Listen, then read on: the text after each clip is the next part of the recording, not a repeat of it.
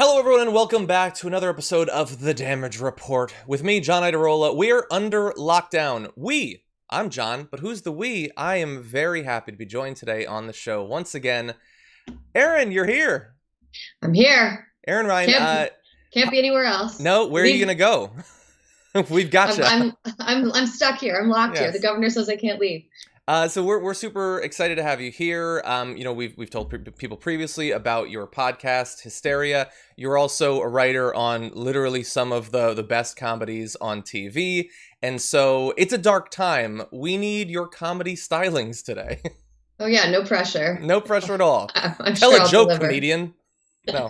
Comedians love that. Comedy writers love it when people are like, tell a joke. It's like if you meet a gymnast and you were immediately like, do a flip. Yeah, just do split on something. Come on. Do some flips. Be funny now.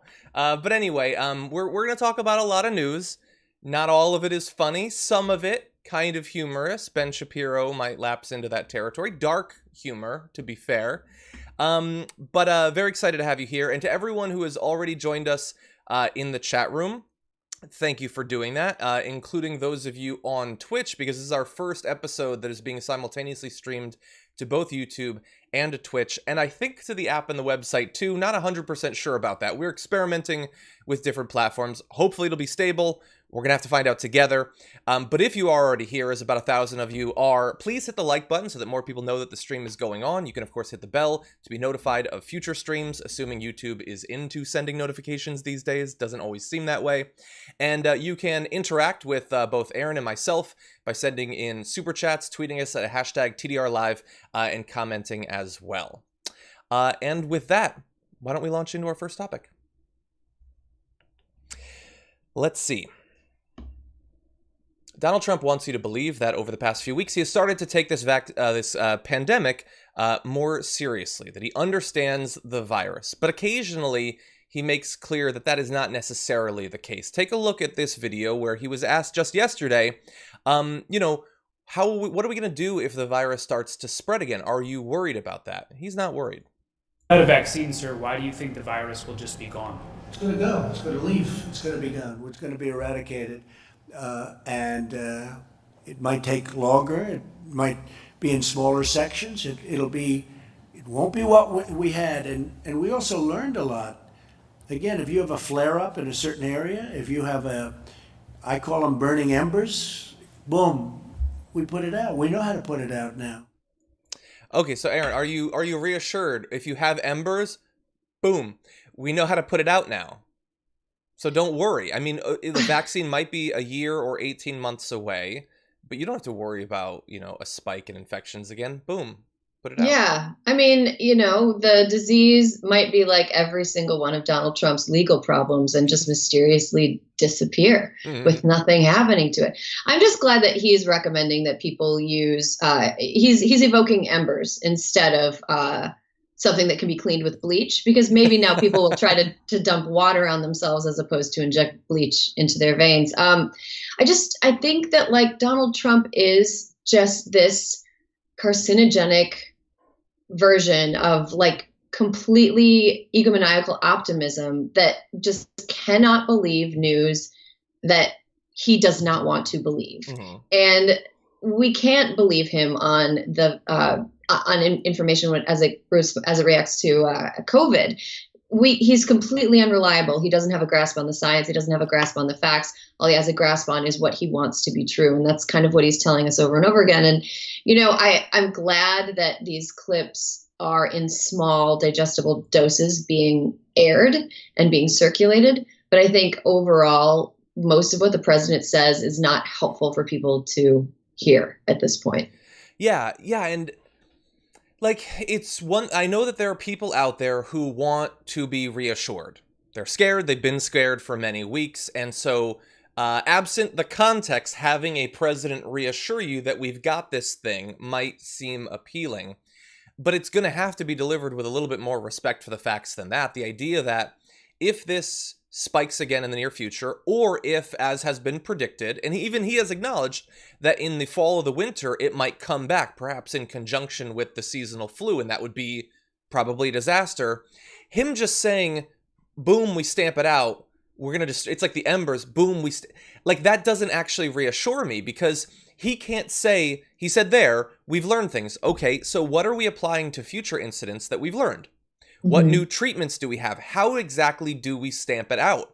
And how do we see the embers? We don't even, right now we're still developing testing capabilities so that we even know where those embers are. This disease is asymptomatic for a lot of people before they, as they're able to spread it. And so we need to have like completely universal testing in order for us to be able to even know where future small outbreaks might happen. So that it's just entirely magical thinking that's based on nothing but him wanting to tell people what he thinks they want to hear. Yeah, and my fear, like when I'm trying to figure out the motive for saying this, and he said it before, so really fast, I'll go back to April 22nd. He had this to say, and if it comes back, though, it won't be coming back in the form that it was. It will be coming back in smaller doses that we can contain. But what the doctor was saying is Dr. Redfield, and I spoke to him at great length, he was saying if it should come back together, now you, and I apologize, this is hard to follow. It's his rambling, stream of consciousness, or what passes for consciousness. Now you have a flu and you have the embers of corona, but in my opinion, from everything I've seen, it can never be like anything that we've witnessed right now. Would you say that's a correct statement? To which Dr. Redfield regrettably said, absolutely, I think. The president cut him off because he can't have a doctor talking. It says it's nothing like what we're talking, what we've just gone through, we will not go through. You could have some embers of corona and you could have a big flu system. And if they combine, if they come together, it's not great, but we will not go through what we went through for the last 2 months. And the issue with that is, why? What new treatment, what new solution, what new protocols do we have? Testing would be something, but he doesn't seem to care about making sure that we get more testing capacity. So how exactly will it just be stamped out? And if you have the ability to just stamp it out right now, why aren't you doing that right now? So in trying to understand that, my fear is that I think it's part what you just said. He wants to reassure people. He wants people to think that he has a grasp on it.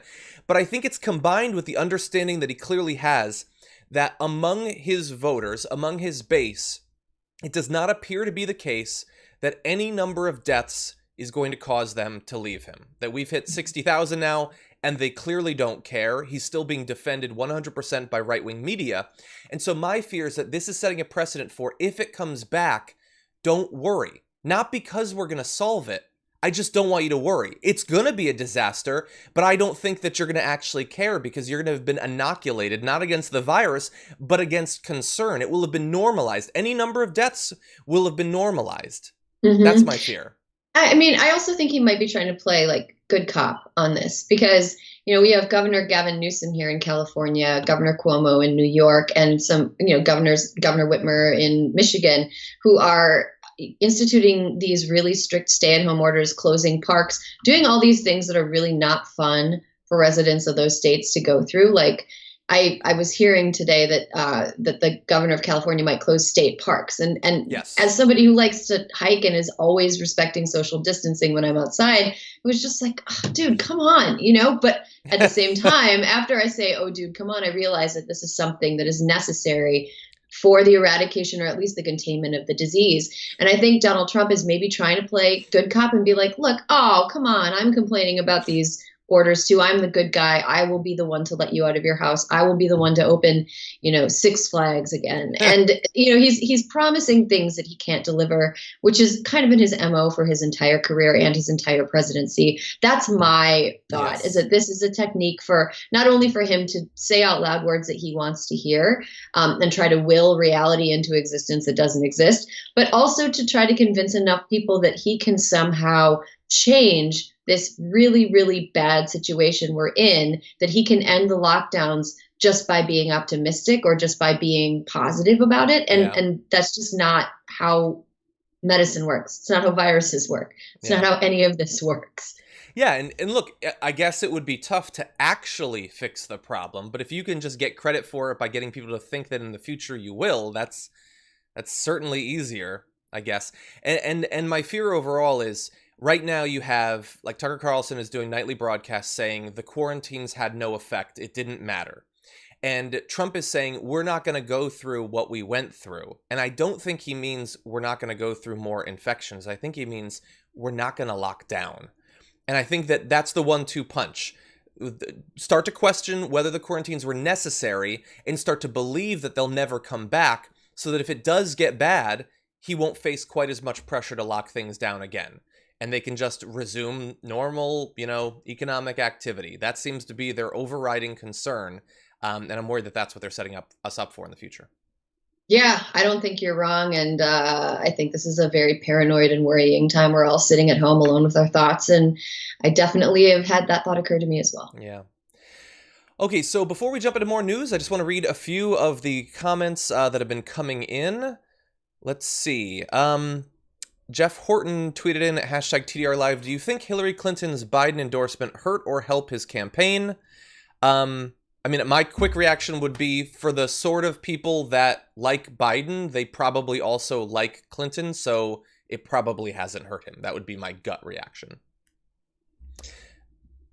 Yeah, I think that's a good gut reaction. I also think that at this point, like, Hillary Clinton endorsing Biden is, like, even if you don't like Hillary Clinton, like, it's so much less bad than everything Trump does. And given the fact that Trump's the alternative, it's sort of like, okay, well, maybe I don't want to, like, watch a video of Hillary Clinton endorsing Biden, and maybe it doesn't make me like him more, but it definitely doesn't make me or most voters be like, no, well, you know what? That's it. I'm going to Donald Trump now. Yeah. Well, I think oh, sorry. What were you saying?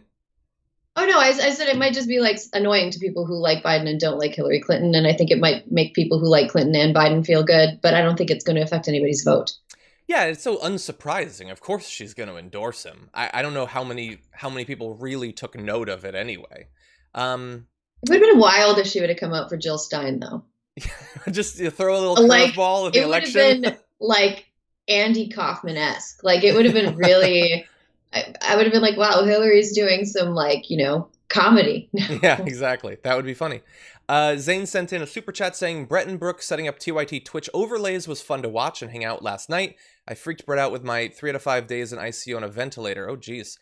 Yes, we've been like trying to sort of, I guess, catch up with the tech stuff now that we're all working from home. And so some people have been able to watch that. Cujo asks, what pet will Erin share with us at 1,000 likes? So Erin is not going to understand what that means. We've been, whenever we hit 1,000 likes in a stream, I show my dog, and like Francesca showed her cat. I don't even know if you have a pet, and you're not obligated to show your pet. We have two. Oh, yeah? I have a cat that is home right now, sleeping in the next room, and then a dog that's out on a walk right now. So if the dog is back, I'll show you the dog. Yes. If the dog isn't back, I'll show you the cat. They're both great. They're both great. I already love them. I haven't even seen them. They're great. Matt, thank you for your thank you. Zane says, no, I wasn't patient 0 for COVID. Thank you for reassuring us, Zane. We don't want misinformation to spread. Brooke Hemmel says, Pence's publicity stunt not wearing a mask reminded me of Obama drinking the water in Flint. Shaking my head. I actually don't remember Obama drinking the water in Flint. I remember, like, a county commissioner drinking the water in Flint. I wasn't familiar with that. Okay, well, with that, why don't we jump into more news? Remember not long ago when we found out that a number of senators had made a number of incredibly suspicious stock sales and purchases as they were getting behind-the-scenes information about the likely spread of coronavirus, and they appeared desperate to ward off economic losses that indeed did come for many people who own stock. Well, we've got more numbers to add on to that story. A new analysis of financial disclosure documents found that Republican and Democratic members of Congress made nearly 1,500 stock transactions worth up to $158 million between February and April as the coronavirus spread across the U.S. This is coming from the Campaign Legal Center, and they said that the stock trading was bipartisan. 27 Democrats, 21 Republicans, and 1 independent were making trades as the devastation that COVID-19 would exact on the U.S. crystallized. Most congressional members are millionaires, and a number have investments in the tens of millions and are far more likely to have investments in the markets. And specifically, so what sorts of trades? Because it's one thing for them to trade. They're millionaires. They have money. They have stock. In any given couple-month period, they're probably going to trade a lot of stock. Here's what makes it a little bit suspicious. So they say that Of those transactions, some members of Congress were strategically buying stock in companies that might see a boost during the crisis, as well as selling stocks that seemed likely to tank. Public servants made purchases in remote work technologies, telemedicine companies, and car manufacturers that were shifting their production to ventilators. Sales were made in companies in the restaurant and hospitality industries. So, Erin, I don't think that we've talked since like the Kelly Loeffler and Richard Burr stuff came out. But it looks like that while they might have sold the most in a short period of time, they were hardly alone in trying to either make money during the situation or at least avoid losing tons of money. Mm-hmm. Yeah, and seeing this today. Okay, so way back in the day, during the financial crisis in 2008, I worked in finance. I worked at Merrill Lynch, and I had my licenses to be a stockbroker. And one of the questions that I have reading stories about this is, I wonder what the bank reports on these companies said when these people were making these trades. Because if you have a broker and you call them up and you tell them you want to sell stocks that are really highly rated by your company in favor of stocks that are sort of meh, that there's no reason for them to have like a positive analysis of, your broker would give you a little bit of pushback, because even though you have the final say in what you buy and sell in most arrangements, if you're doing something that seems really dumb, your broker would be like, what's going on? If you're a member of Congress, I can imagine that there are some brokers who ask some questions. And I think that reporters who are covering this would be really well served to look into what the ratings of those stocks were at the time of those trades, and then see if maybe some of these Congress people were telling their brokers things that they shouldn't be telling their brokers. I mean, it is not surprising to me that people who act in their own self-interest are acting in their own self-interest in this way. It's especially disgusting because they're profiting off of a pandemic that is hurting millions and millions and millions of people, billions of people worldwide. But I think that this is probably something that's endemic to an entire part of our culture, which is people having access to information that could be useful publicly, but instead using it to profit privately. So, I mean, it's really disgusting, but not surprising. And I hate that I'm that cynical. You know, that's really interesting what you brought up. That's sort of like, if they had raised concerns when asked to do these trades, is that the sort of thing that there would be any kind of paper trail for traditionally? I mean, a broker would be really stupid to email about that. I would imagine that they were probably, if conversations happened, if a congressman was stupid enough to talk about how they wanted to do insider trading, they probably wouldn't have done it over something that had a paper trail. And, you know, any conversation would probably have been in person or over the phone. But it just seems like if I were a broker to a member of Congress, and they were all of a sudden calling me and selling all of these stocks that, you know, are for people who go outdoors in life, and buying stocks for people being stuck indoors, I would be like, what do you know that I don't know? You know, and why are you acting in a way that is not in line with what our company is recommending people do? I mean, these are just questions that I have. I don't want to sound like Alex Jones right now, but I think that there's probably a lot more to this story than we know, and I hope people keep looking into it. Yeah, I hope so. I mean, ever since especially the Burr and Loeffler stuff came out, and they said, well, especially Loeffler, she said, I don't control the sales. I mean, the obvious follow-up question is, well, then that's an amazing coincidence that you had the private information, but you didn't act on it, and you didn't share it, but someone else who is in charge of your stocks acted exactly as you would if you had had access to that information. And it seems like it's going to be very difficult to actually prove that it happened, let alone for there to be any consequences, since apparently you're allowed to do that. But it sure does seem interesting. It does seem like a big coincidence. Well, so I mean, it sounds like the explanation here is telepathy. And if we do have a congressman with telepathy, then we should be utilizing her in our intel gathering. It'd probably save us a ton of money, and it would probably prevent us from making mistakes. So I think maybe Senator Loeffler should, you know, start applying her skills to figuring out what the enemies of America are doing and stopping civilian harm. That's just me. That's just my opinion. You're thinking outside of the brain. Are you picking up anything from the leadership of North Korea right now? I don't know. But I would like to, in light of this new information, I would like to re-up a tweet that we had previously used on the show from Representative Alexandria Ocasio-Cortez on March 20th, saying members of Congress should not be allowed to own individual stock. We are here to serve the public, not to profiteer. It's shocking that it's even been allowed up to this point. And you can see there that a lot of people tended to agree with that. Actually, I don't know where you stand on this. She sees it as a potential solution to the the issue that we saw with profiteering around the pandemic. But of course, I mean, there are any number of different pieces of legislation that hypothetically could be used to inform stock purchases or sales. I'm personally worried that, Steve Mnuchin having so much unilateral control over that multi-trillion-dollar slush fund that could be handed to corporations, what's to stop him from investing in a corporation before he gives it a windfall of billions and billions of dollars, or spreading the information so others can make money off of it? It seems weird that when they have power to influence the success or failure of industries, that they would be able to be invested in those same industries. Mm-hmm. Yeah, I guess it's really hard to make a law that will prevent all of the innovative smash and grabs that happen whenever there's a crisis in this country. It's like, I've said this before and other people have made this comparison, but every time there's a crisis in a poor neighborhood and people are stealing bread to feed their family, it's looting. But every time there's a national crisis and rich people are just stealing money from the tax coffers, it's somehow it's a stimulus package. Yeah.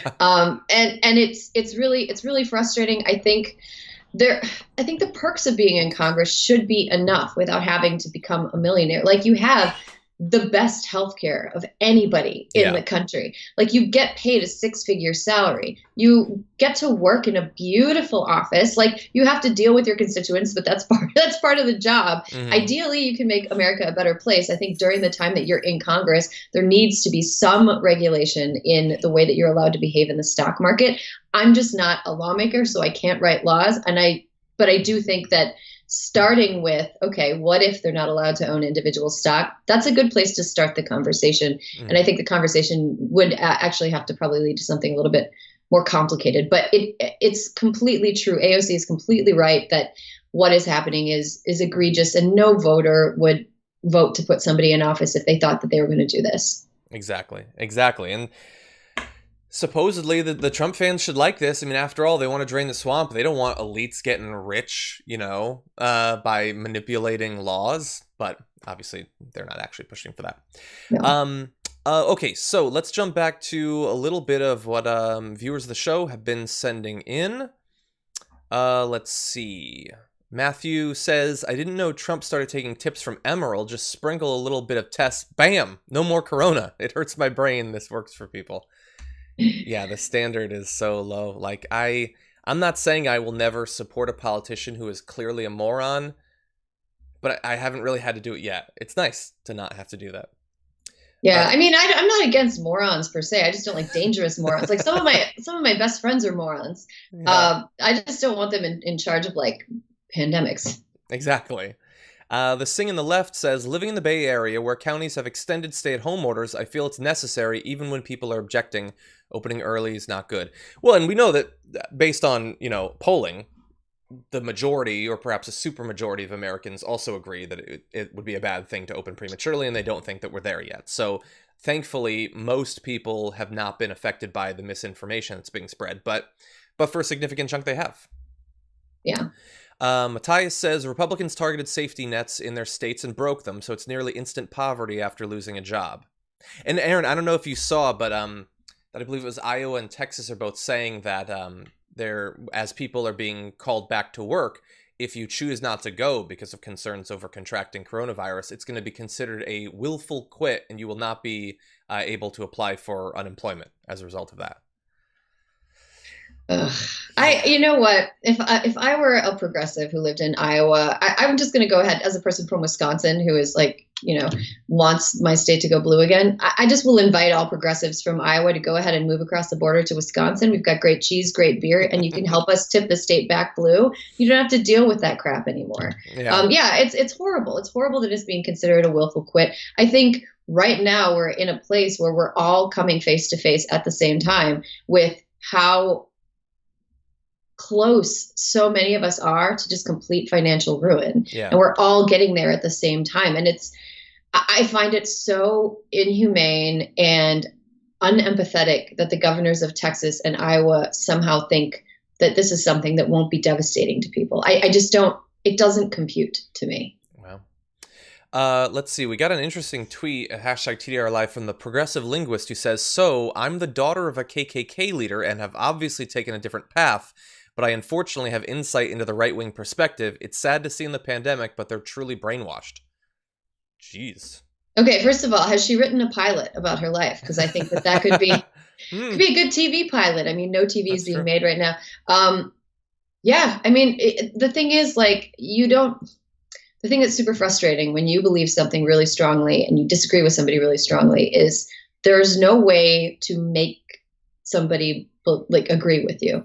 There's just no way to do it, and it is and it is really frustrating sometimes to see, you know, people from where I grew up who are so on Team Trump that even when faced with a fact that runs contrary to their worldview, like a pure like a provable fact, they just reject it, and it sucks. It's hard.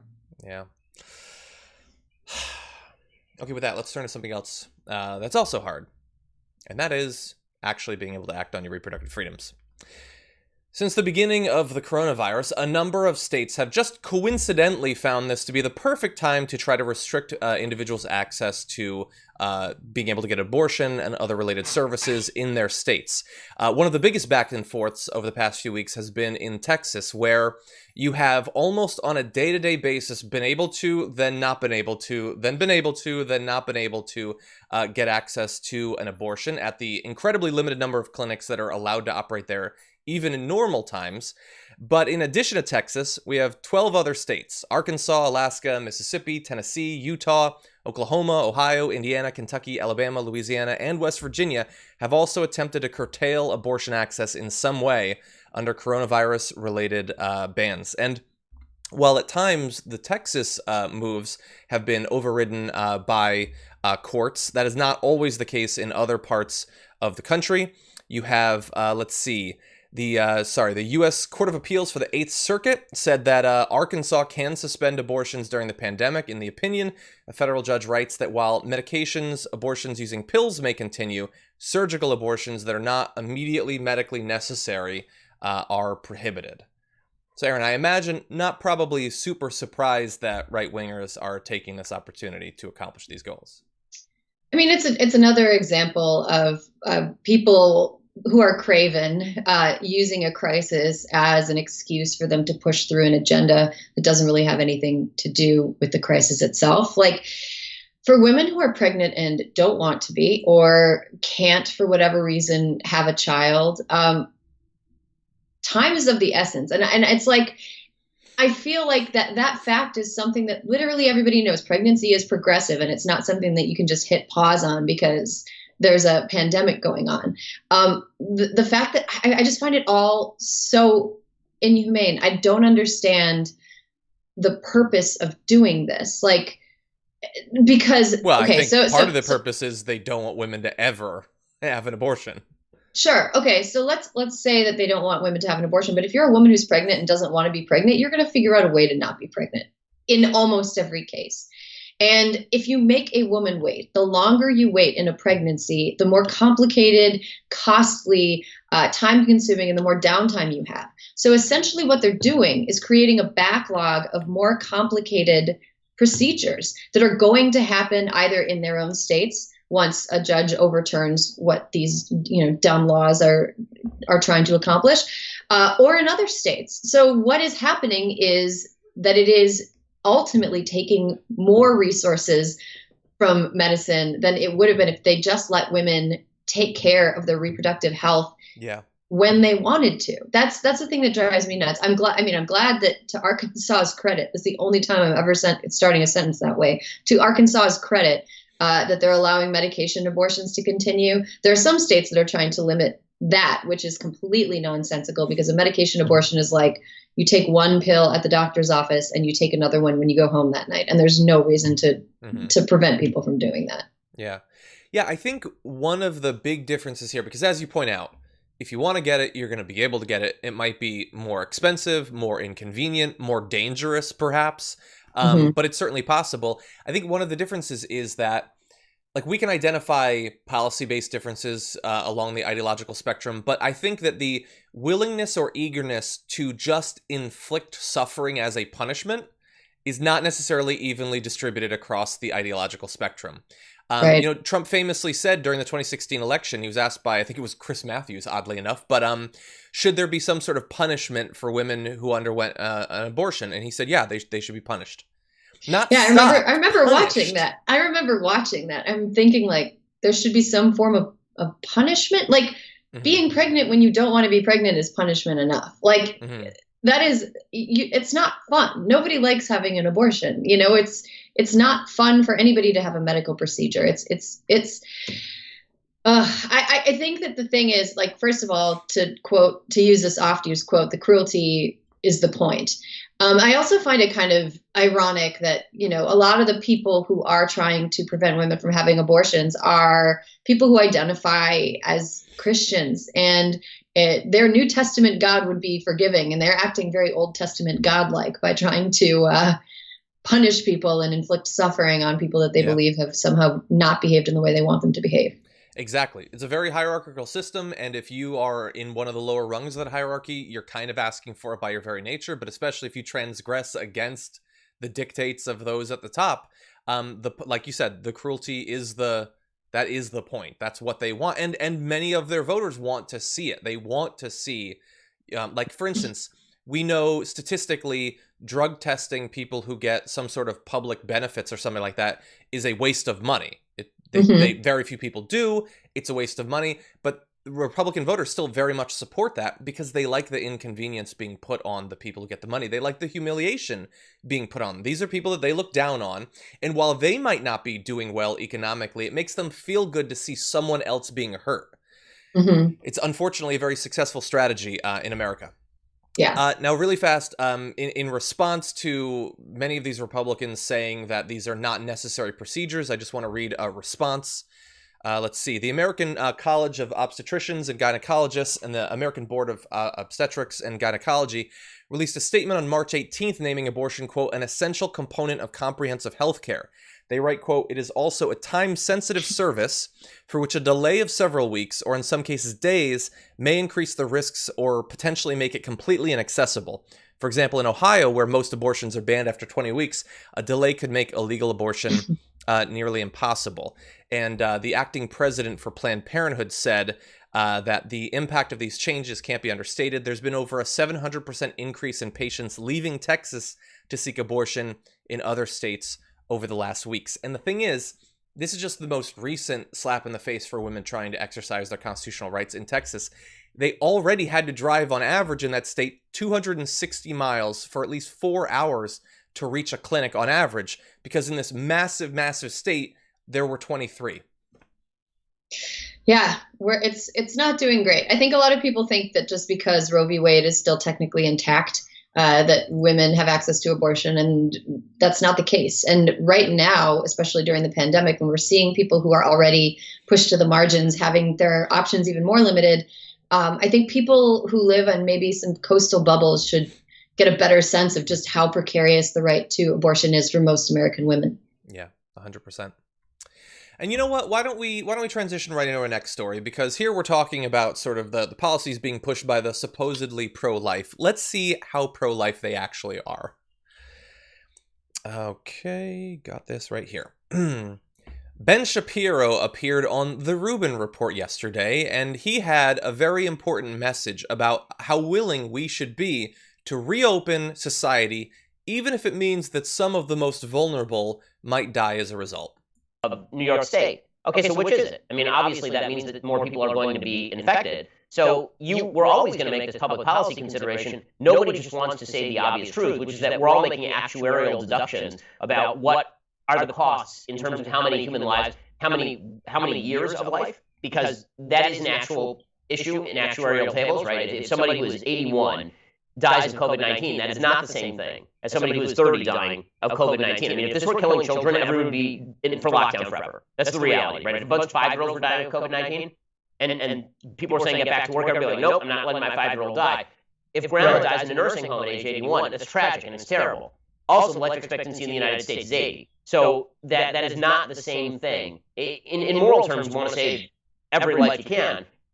At the same time, to pretend that it is of the same calculation, the age of the person, no public policy acts like that. Not a single public policy in American life acts like that. So it's a tragedy, but I mean, come on. She already hit 80. Like, what's she hanging around for? She had a good run, Erin. I think you just made a great argument in favor of fighting climate change. Like, of course, we should be prioritizing the needs of the young. If, if a 5-year-old is going to live an entire life on a poisoned planet, then maybe it's fair for us to ask people who are, I don't know, 60-year-old dudes to make some sacrifices, maybe like cut back on their corporate profits a little bit. You know what? I agree with Ben Shapiro on this one. We do need to prioritize the needs of the young. And that's why it's really important that we have a Green New Deal and really, really strict emissions controls to make sure our planet is in great condition for them as they age. That is very clever. I have a feeling he will not be persuaded by it. Exactly. Yeah. If we really want to safeguard their health, I can make some suggestions as well. I don't think that that's what he's really thinking about. And I understand that he's trying to couch his language with, I'm just making actuarial table deductions. Yes, he's poring over the tables. That's what he's doing when he's not broadcasting. No, he's trying to cover for an absolute incompetent moron of a president and governors who want to push to reopen, no matter the cost, to grandma or whoever, because they believe that that's a best chance of accomplishing two goals: stimulating the stock market and getting Donald Trump reelected. That's it. I mean, and it's an impressive amount of mental flexibility that they can go one day from pro-life, that they identify as being in favor of life, to arguing that grandma's had a good run. Why are you worrying so much about extending her life? But they were able to do it, if that's what it takes to defend Donald Trump. Yeah, it's funny because Secretary of Health and Human Services Alex Azar has been, I've heard reports that he referred to HHS as the Department of Life because he's so pro-life. So it is really funny to see how many mental flips and flops they've had to do in order to get here. I also think that, this has really brought into relief a couple truths. I do agree with Ben Shapiro on a couple points. He's right that if 5-year-olds were dying, nobody would leave the house. And he is right that we don't value the elderly in this society. And I think that there's something kind of sick about that, that so many people who are elderly are shoved away into giant group homes and not really experiencing interaction with their families. And part of those reasons are economic, and some of those reasons are just social norms. But the way that I've seen a lot of people show their butts in this moment about how little they care about the elderly is really exposing something that's deeply wrong with American society. And it sucks. When I was in high school, I worked at a nursing home, and I don't want to be one of those people that pretends that old people are like angels sent from heaven to teach us lessons, because some of them are jerks, just like everybody. But a lot of them have a lot to say. A lot of them are super interesting to talk to and hang out with. A lot of them love to read, and they have a whole accumulated life of knowledge, wisdom, information. And the fact that we're just willing to throw them away, or that anybody's willing to talk about throwing them away, is disgusting. Exactly. Yeah. And, I guess... Why isn't he more concerned about the fact that you have more and more people, including, again, we talked about this on the show yesterday, but Tucker Carlson, he is all aboard the schools should be restarted because kids don't die from this, which is not actually true. Some kids have died from it. In general, they do seem to do better. And so people ranging the gamut from Donald Trump to Tucker Carlson, who believes himself to be a critical thinker, a serious person who will say what's necessary, is like, you know what, just send all the kids back to school because they won't die from this. Except, of course, the principal and the teacher and all of those that they have to be around, right. They will be exposed. And if they will one of those kids has a parent that is in any way immunocompromised, or somebody who has cancer that's in their life. I mean, the only way that we could reopen schools is if the schools were totally self-regulating, the kids taught each other, and they were on Child Island together. But as long as they're being exposed to populations that could succumb to COVID, that's a completely irresponsible thing to suggest. 100%. And if you're willing to say, we would do anything to stop our kids from dying, why aren't you willing to do even something to stop your kids from inadvertently killing their relatives or spreading it to their parents, who then spread it to someone else? Death comes at the end of that, perhaps not for the kid, but others will die. It's such a weird blind spot that these supposedly, these people are considered intellectual gladiators, but they can't think a half a step ahead to the fact that one of the main things that kids do as a hobby is spread disease between each other and to other people. That's just what they do. These people have kids. I think Ben Shapiro has kids, but he doesn't understand that will spread to other people.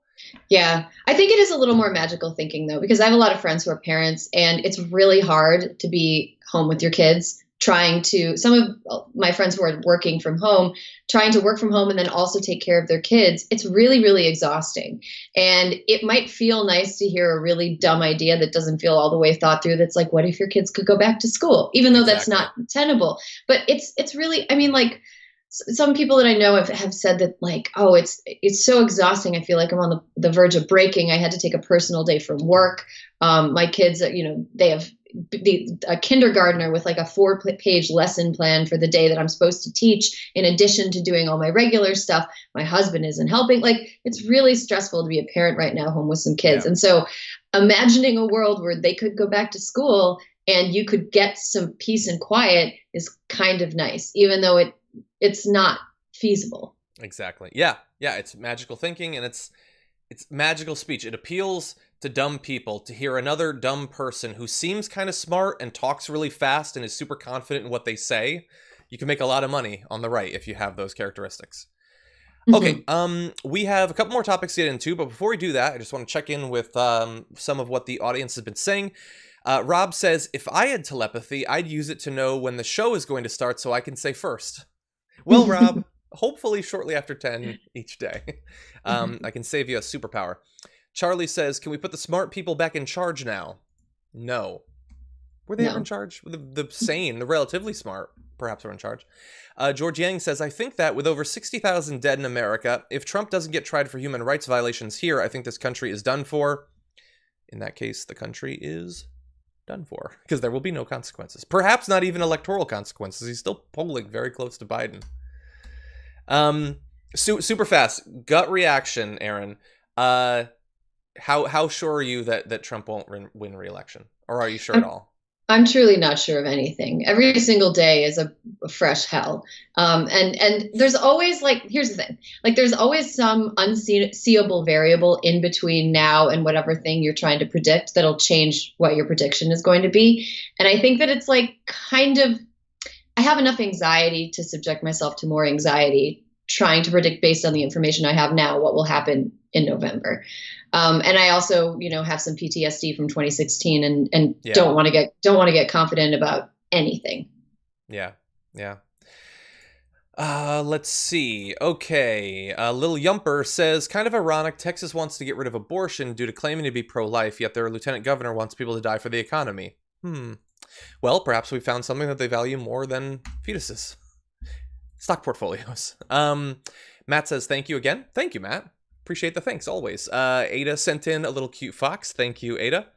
Matthew says, men stormed the Capitol aggressive and armed because of bullet restrictions with no repercussion. I fully think women are justified to do the same. Erin, why aren't more women packing? I can shoot. I grew up in a house with a lot of guns, actually, because I don't want to accidentally kill myself.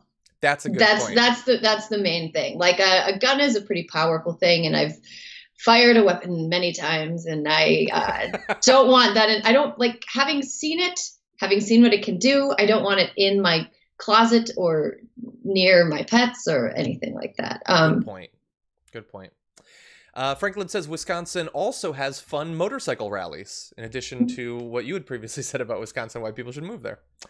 And Friday fish fries. They have a thing called fish fry on Friday nights. It's a great weird activity, and they have a thing called meat raffles. What's a meat raffle? Google it. Okay. Google meat raffle. It'll be a great activity for after this is done. Wow. Stephanie says, it's insane how the governor and insurance companies penalize someone for being a woman. It's $500 for my husband to get a vasectomy, but permanent birth control for me is in the high thousands, and I need his okay. Wait, he has to sign off on it? Find a new OBGYN. That should not be happening. You can make that into a show on Hulu. Yeah. Andrea says, if you're pro-life, then you care about the children suffering from the trauma of foster care, care about those suffering in this country, and most of all, would care about the status of our planet. If you were being consistent, but they're under no obligation to do that. Okay. With that, let's jump back into the news. Chris Hayes woke up this morning to calls trending on Twitter for him to be fired because yesterday on his show, he talked about the allegations against Joe Biden that have been made by Tara Reade. Here is a section of his coverage to give you an idea of how just sort of straight reporting it actually was. But part of the difficult lesson of the Me Too era is not that every accusation is true and everything should be believed on its face, but that you do have to fight yourself when you feel that impulse. You have to do that in order to take seriously what is being alleged and what the evidence is and to evaluate it. And that is the case with the accusation by a woman named Tara Reade against Joe Biden.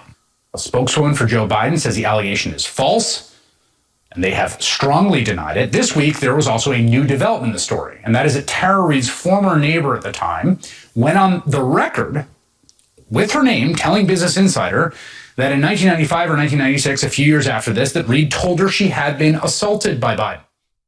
Okay, so look, he goes on for longer. He talks with Rebecca Traister and all that, but the thing about it is that there are literally calls for him to be fired when he just updates people on the timeline of the accusations, some of the reporting that's been done around it. He gives the Biden campaign's response, but even that, simply for bringing it up, has been met with calls for him to lose his job at MSNBC.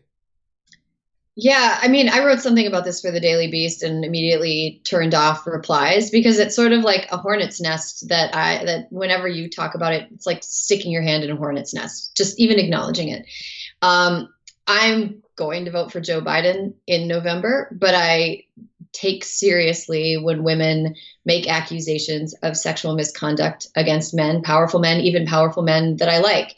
And it, as Chris Hayes said, even though it is hard to come to face with really uncomfortable truths or really uncomfortable accusations, we have to, if we're going to be morally consistent, we have to acknowledge when these things come up. I think that the calls for him to be fired are coming from a public that has had relentless bad news for 2 months. And I think emotions are running high right now. People are a little afraid. And so when any really extreme emotional reaction to a news story, I can just kind of chalk up partially to the fact that we're in a really bad situation, and we wouldn't be in this situation arguably if we had different leadership. And anything that endangers or appears to endanger that change in leadership really makes people nervous. I don't believe that anybody was on the fence about voting for Biden, and this one thing is going to make them go to vote for a man who's been accused of sexual misconduct, including rape, by, I think, 17 women. Nobody's going to jump to Trump because of this. This might be a disappointing story, a confusing story. And, I'm not saying that it's true or not true because reporting is still happening on it and we're still learning more about it. But I think the really extreme reaction to it is because our terrible leadership right now, the Trump administration, is what brought us here. And people really, really believe that the only hope for America's future is to get us out of here, and that Biden is that. So I think that's what's going on just in terms of the way that people are processing media.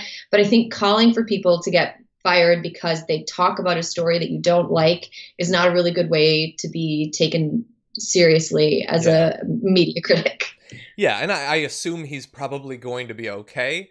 I don't think he should be fired. Just want to put that out there. I think he deserves credit for talking about this when most of the other hosts won't.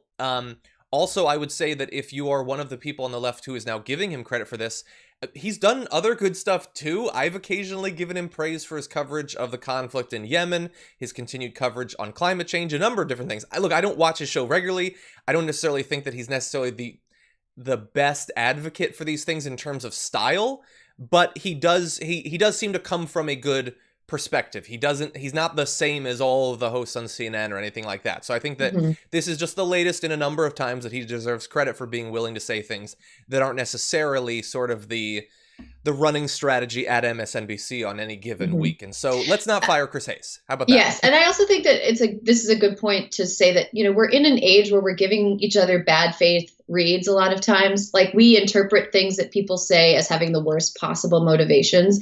And that's just it's not a good way to live. I mean, if somebody is ostensibly on your side, I think it's good to give them the benefit of the doubt and assume that what they're trying to do isn't something destructive before you assume that it is something destructive. Yeah. Just as a general way of going about life, I think. Yeah. Yeah. And look, I sort of agree with you. I think that the reaction against him is people thinking, if I take this seriously, in fact, if I'm even exposed to information about it, well, then clearly that means that we just have to have more Trump. And I think that you're demonstrating that that does not necessarily follow, that's not what it represents.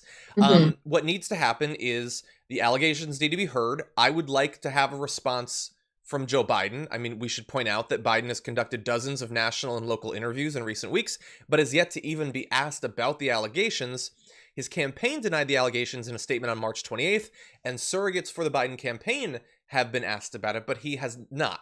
Do I know exactly what would need to be done for most Americans to be comfortable about this story and feel that justice has been served? I do not. But I know that the ground floor is him being asked about it. That seems like, and by the way, that doesn't mean that everything that's been said is necessarily true. We don't know. It's complicated, but he definitely has to be asked about it. I think that is sort of the minimum. Right. I also want to say, I think a lot of media figures on the left have seen what happens when anybody brings this up in any way. And it's like sticking your hand in a hornet's nest. Yeah. You know, it's easier to just stay 10 feet away from it. Even if it is an important story, the easier path is to just stay away from something that is going to, no matter what you say, make people furious. But the courageous thing to do and the right thing to do, if you are somebody who's in the business of truth, is to tell the truth and to try to get to the truth if you don't have the entire truth. So I think, like, trying to give a good faith read to the left-wing media, I don't think it's a conspiracy to protect Joe Biden. I think that it is a fear of any backlash for whatever it is that you say about this story, because people are really tired of the Trump administration, rightfully so, and they really want somebody else to be the president, and they really don't want anything to endanger that. So that's what it seems like is going on to me. Yeah, potentially. Well, we'll see. I mean, he covered it. He's getting some praise. He's getting some attacks. We'll see if perhaps he'll interview her, or will other hosts start to, because he's sort of stuck his hand in that hornet's nest first. If he survives, perhaps they'll feel freed up to do it. I honestly don't know, but we will be watching, and we'll see. And everybody, go to the Daily Beast, and you can see Erin's article about this. And thank you so much for joining us. It was great to have you co-host this episode, be able to check in and see how you're doing during the quarantine. Hope you're not going too crazy. I'll get back to you on that. No, I'm doing well. It's good to see you too, and you know, stay safe, stay sane, and hopefully see you soon. You too, and have a good one. All right, bye. And for everyone at home, I'm gonna do a little bit of catching up on the comments. The thing the left says, it depends on cultural values too. Being Indian, my grandparents raised me, and I fully intend on taking care of my parents while they raise my children. Yes, and I think even inside of the U.S., like Ben Shapiro's willingness to be like grandma's, you know, whatever happens to her, I don't think most people agree with that. Daniel says, my mom is a 57-year-old teacher with asthma. If they force her to be around kids, I can't say what I will do to those lawmakers, but it won't be good. And who knows, maybe it'll be like it is in Iowa or in Texas, that if she's asked to come back to teach, and she doesn't because she's worried about dying from coronavirus, maybe she loses her job and doesn't get unemployment. Terrible situation. Batai says, bring Erin on more. Awesome guest. She is. And she's co-hosted before in person. Hopefully can more in the future. Lady Bees says, the whole Biden thing gives me the same depressing, sinking feeling as watching Kavanaugh be appointed. Yeah, I think what I'm asking for, and what I think most people are asking for, is some consistency. And as one of the few people who apparently feels freed up mentally in terms of my job to be consistent in those two cases, I don't think that that's too much to ask. And there's people who are being really weird on both sides of it. And you can see that for yourself. People who are sort of oddly hesitant to even acknowledge that it's a thing, which is of course weird, particularly if you've been very outspoken about this in other cases. And of course there's the opposite of it too. I think it's probably rare, but there's the opposite. You can see, like, Fox News and right-wingers, there are people out there who are treating this as if this is not only the most important thing in the election, but it is the only thing in the election. And suddenly it is the most important cause that you could possibly talk about. And look, you can look at those people and you can see, do you think that they actually believe this? Are these people who have taken seriously other accusations of sexual assault are these people who champion women's causes sort of uniformly. No, you're going to find that that's not generally the case. Just be consistent. Yarmul says, some are saying that a third party would steal Biden's votes for president. We're in for craziness. I'm not particularly worried about that happening. I don't know if that's about the Justin Amash thing or whatever. There are always third parties. That's not new. I don't think that Biden is necessarily going to be disproportionately affected by that. Carson says, Mehdi Hassan put it best, saying that if you care about allegations against Republicans but not Dems, you don't care about sexual assault allegations. And again, I feel the knee-jerk need to always try to provide as much nuance and play devil's advocate as much as possible. That is not to say that every case is exactly the same, that every person is exactly as credible, that every allegation is as likely to be true, or that if it is true, every allegation is as serious, or that every circumstance is the same. It's not. We are intelligent people. We can look with critical thought and analysis at a situation and the context of it. But we can't do that if we don't think about it and if we don't talk about it at all. Kathy, thank you for the high fox. Appreciate that. Benjamin Matthews says, after watching all the depressing news for the last 3.5 years, probably longer, makes me wonder, why didn't I take the blue pill? Yeah, it would be easy to check out of politics. Honestly, after 2016, the idea was appealing. The Singing the Left says, John, did you see Diamond and Silk got fired? Yes, we actually talked about that earlier this week. It is amazing who has taken the fall for the uniform, horrible coverage of coronavirus on Fox News.